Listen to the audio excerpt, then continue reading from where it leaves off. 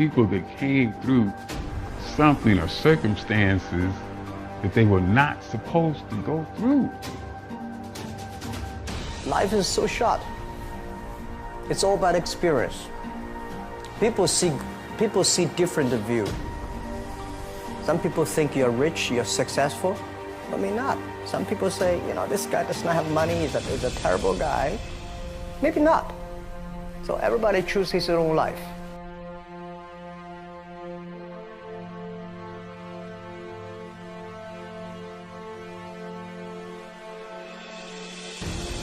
If you don't develop the courage to do that which has been given you to do, and you spend a lot of time going around trying to convince other people or trying to get their approval, what will happen is that you will lose your nerve. And other people will convince you that what you're doing doesn't have any value, and you'll give up on your dream. You have to do all the things that you are good at. Don't try to jump into the new area. It's too late. You may be successful, but the rate of dying is too big. If you want to change yourself, if you want to acquire something, if there's some goal that you want to reach, changing your behaviors, overcoming negative habits, it's challenging.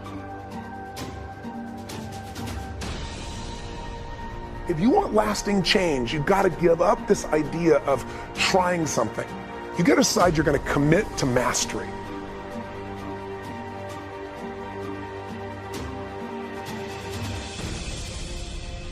You've got to stand up inside yourself sometimes and say, shut up!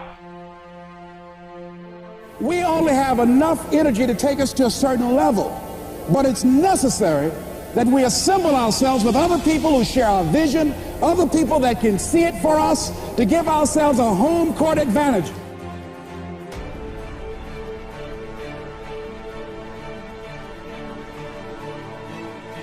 Always something. You will never ever have a problem-free moment in life.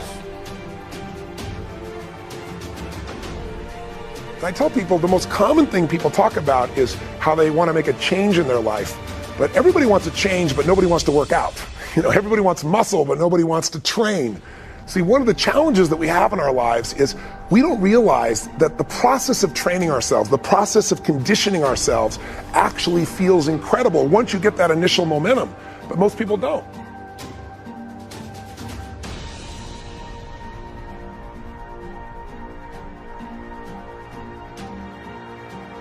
What is that something that can keep us going, that will enable us to act on our dream? What's one of those keys that will begin to help us to discover the secrets to our dream?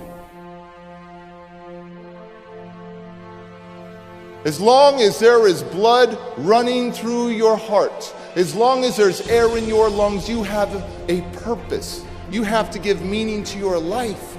And the Lord has a purpose for you.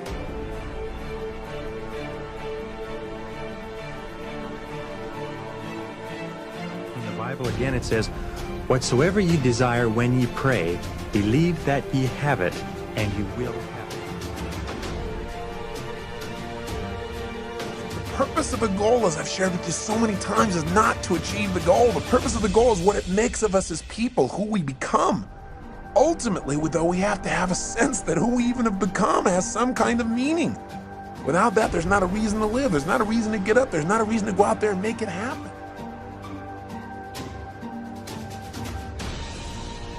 Whatever we have right now, whatever we're demonstrating in our lives, is a result of what we believe subconsciously that we deserve. You get, every moment I do this, the pain's getting more and more tense. There's a point where you must change. And if I change, I get all this pleasure, you're going to want to change.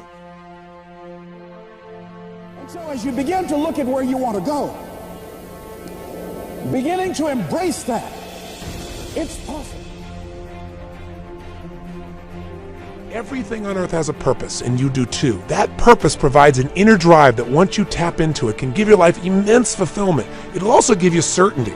Because you know, right now we're in a world that's changing so rapidly that virtually every time you turn around you hear about something else that's changing. Now, what does it take to get people to get the big picture? Well, what does it take to get people to change? Never in the history of the world have things changed so rapidly, so you need to find something that's eternal inside of yourself. That no matter what changes on the surface, this part of you does not change. It's the part you come back to, the part that guides you, the part that really makes you fulfilled.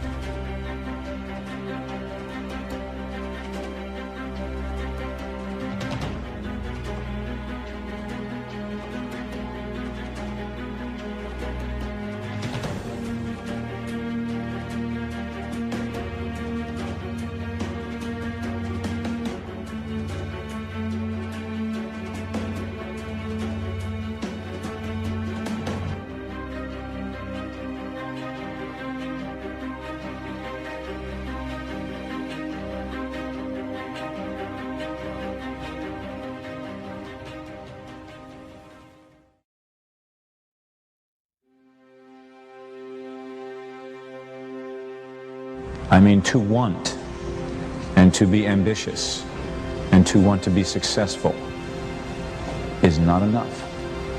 That's just desire. And usually, you know, the devil comes with a bag of gold.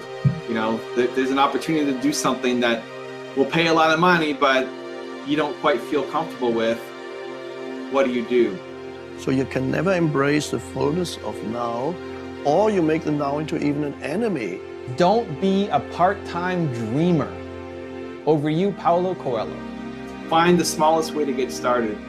And a lot of people use that as a reason for not getting started at all, because they feel they don't have the money to get started. The money won't save you. You've got to get started. Invest your hustle, time, and energy. Life is a journey. You know you want to go from here to there. Whether you're going to get there, we don't know. Maybe on the way you'll branch out to somewhere else. Let's say you come into a little chunk of money you didn't think you were going to get. You know, you just get some dough, and you go, "Hey, that's great. That is great. I think money's great." But energy, physical and mental energy, to me, is the greatest riches of human life. The people who chase ideas just to make money never make it, but the people who truly love the work, like you love what you're doing, that's the secret to getting through. You may not have as much talent as you think you have, but if you have the desire, your talent will find you. But ultimately, I think you need an energy. You need a drive and a belief in what you're doing. And that belief, whatever that is, can change an entire film. It can change anything, really. The challenge is your head can only think of a world that currently exists. With your heart, you can create a world that doesn't yet exist. And so just making a list of pros and cons is not the way to make the big decisions in life. You have to trust your heart and what you feel most passionate and excited about. Don't listen to the haters. Over to you, Logic. Desire can sometimes trump talent. Many people spend their lives in a state of almost permanent dissatisfaction. If you're habitually and frequently unhappy, you believe that it has a purpose. So you really have to have a passion about it, and you have to have a reason to succeed. It isn't to be just something that you want to be, that you have to have a niche and a passion. You need those two things. And so it's hard to find the time to work on your business, and the thing that gets you through that is the mad, insane passion for what you're doing.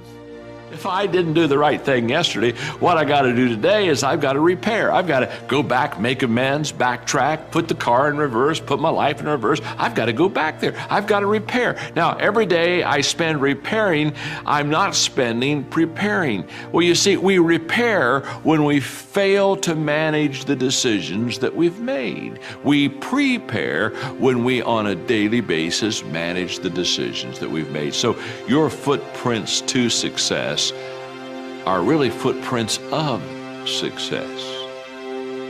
Because every step that is made and taken based upon the goals that you have for your life, and you're managing those goals correctly, every step is the progressive realization of success in your life. What sacrifices do you think you've made in order to create the work, to make the films, to make the career that you've done? What do you think in your life you've sacrificed? If you're willing to decide what you want, believe it's possible, consciously envision the future, feel the feelings of what it would feel like if you had achieved this goal, you can have anything, and then you take action, both obvious actions and inspired actions, you can do anything.